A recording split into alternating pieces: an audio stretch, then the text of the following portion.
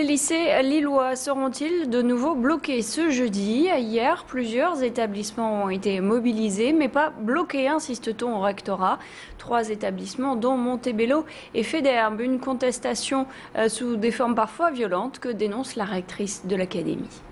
Il y a eu des débordements et c'est beaucoup sur ce sujet que je voudrais donc attirer l'attention des parents dans la mesure où dans ces débordements, bien heureusement il n'y a pas eu de blessés pour les élèves, mais on a eu un cuisinier qui a été blessé et on a donc des actions de vandalisme à l'université d'Arras, ce qui évidemment repose le problème des débordements derrière la non-rentrée en cours des élèves. Et une mobilisation qui ne faiblit pas dans les transports en commun, notamment la SNCF. On prévoit de nouvelles perturbations sur le réseau ce matin, 4 TER sur 10, un TGV Nord sur 2, un TGV de province à province sur 3, trafic normal sur les Eurostars. La SNCF invite les voyageurs à s'informer spécifiquement sur son trajet. Un numéro vert, le 0800 54 54 57, 0800 54 54 57. La reconduction du mouvement a donc été votée hier en Assemblée générale, une assemblée réunissant pour les cheminots la CGT, Force ouvrière, la CFDT et Sud. Reconduction votée à l'unanimité jusqu'à ce jour, 11 h. Les cheminots appellent les autres professions à les rejoindre. Ils n'excluent pas des actions comme le blocage des voies ou des routes. Plus d'explications de Fabien Tosolini de la CFDT. Les cheminots se sont réunis en assemblée générale sur le site de la cantine SNCF. Ils ont voté à l'unanimité la reconduction de la grève pour jusqu'à demain 11 h, en sachant que la crainte, c'est une radicalisation du mouvement. Aujourd'hui, la CFDT cheminote est bien claire là-dessus. Les cheminots ne pourront être seuls à mobiliser ces troupes pour lutter contre cette réforme injuste. Il nous faut donc être suivis par les différents secteurs d'activité. Et une nouvelle assemblée générale se tient ce matin pour voter ou non la reconduction jusque vendredi, donc 11 h.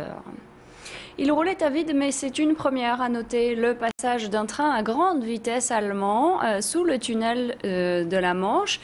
Ice 3, c'est son nom, fabriqué par Siemens. C'est un train de la Deutsche Bahn, la compagnie allemande qui a déposé un dossier au moment de l'ouverture à la concurrence du trafic sous le tunnel. Jusqu'ici, le monopole est détenu par Eurostar, filiale de la SNCF. Le test pour Ice 3 s'est donc fait hier vers 13 h 30. Le train a fait un peu plus d'1 kilomètre avant de faire demi-tour et de ressortir côté français 10 minutes plus tard. Dur pour le fleuron de la fourrure synthétique Tissavel. Depuis 7 ans, les accros s'enchaînent. Dépôt de bilan en 2004, rachat en 2006, redressement judiciaire en mai 2009. Le tribunal de commerce vient de leur accorder un ultime sursis de 6 mois.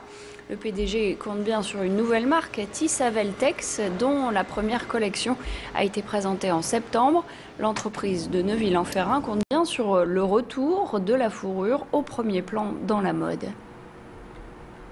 Quand on était au tribunal fin septembre, on a pu persuader le tribunal que notre accord, notre coopération avec la société chinoise porterait ses fruits. D'autre part, ils ont tenu compte de la volonté du dirigeant après avoir injecté pas mal d'argent dans la société, et également le fait que le personnel suive notre démarche. Nous marchons dans le même sens et on espère pouvoir sortir du redressement judiciaire pour avril l'année prochaine. Et un prochain rendez-vous est fixé avec le tribunal de commerce dans le courant du mois de novembre. Après les one-man shows et les pièces de théâtre, l'humoriste Michel Leb s'attaque à la direction d'orchestre, ou presque. Dans son nouveau spectacle Ilharmonic Show, il joue un violoniste qui prend la place du chef d'orchestre. Avec ce spectacle, Michel Leb se moque des conventions nombreuses dans la musique classique et passe à tabac tous les clichés. Michel Leb au micro d'Idil Gunaï. C'est effectivement, d'une certaine façon, d'offrir au public le plus large la possibilité d'accéder à la musique classique, dont on dit qu'elle est classique, mais enfin c'est une musique qui est en principe souvent réservée à une certaine catégorie un peu bourgeoise de la société. Et donc là, avec ce principe-là, je crois que c'est ouvert à tous les publics. Et ça permet de passer de la musique classique à l'humour, ou de l'humour à la musique classique, comme ça, tout le temps, pendant 2 heures. Et ça, moi, j'avais envie de ce challenge-là. Donc son spectacle Philharmonic Show se joue au théâtre Sébastopol dans un peu plus d'un mois. Ce sera le 16 novembre à 20h30. Les places sont bien évidemment en ce moment en vente. C'est la fin de ce flash. Merci de l'avoir suivi. On se retrouve pour la météo et l'infotrafic dans quelques instants. Retour sur l'actualité locale. Ce sera à 7h15 précisément. Restez avec nous.